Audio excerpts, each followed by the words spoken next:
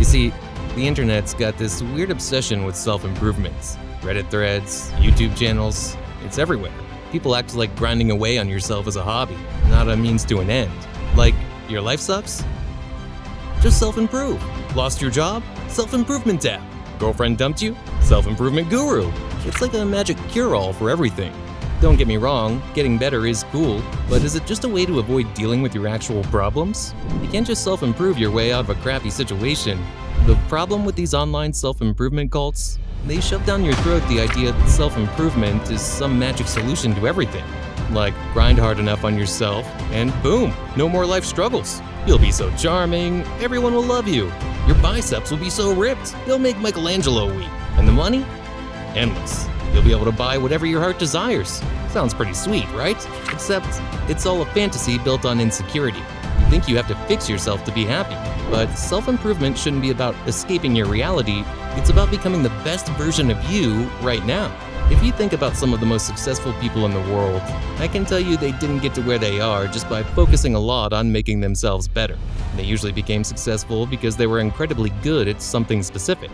Bill Gates loved coding like crazy. Elon Musk?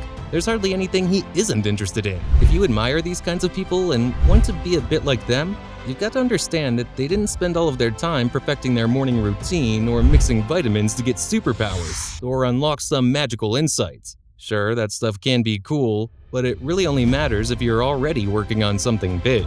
One really funny example of trying to get better at something, but it actually not helping, is when people read tons of books on how to be good at talking to others. And just saying, I'm not talking about myself here, it kind of seems like it would make sense that if you want to get better at hanging out and talking with people, you should just go out and talk to people. Like choosing to hang out with friends on a Friday night instead of just staying at home playing video games. But there was a time in my life when I didn't really hang out with anyone. All I did was read books on how to win friends and influence people, and other books about making friends and being liked. I felt like an alien trying to figure out how to talk to humans without actually spending any time with them. It's a perfect example of how trying too hard to get better at something by yourself can actually stop you from improving.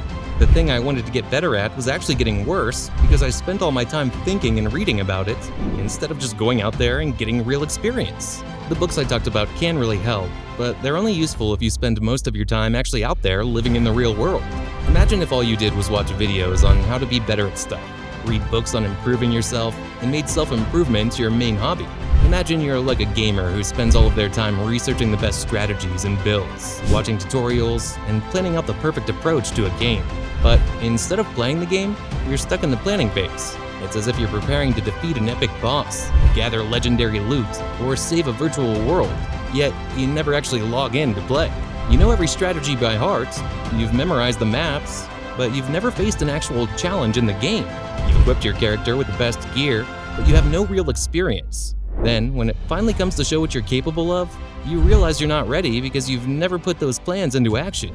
What people who get over this obsession with self-improvement realize is that it's better to go out and face life, even if your sword isn't perfectly sharp, than to stay inside trying to make it perfect. Of course, it would be silly not to sharpen your sword at all.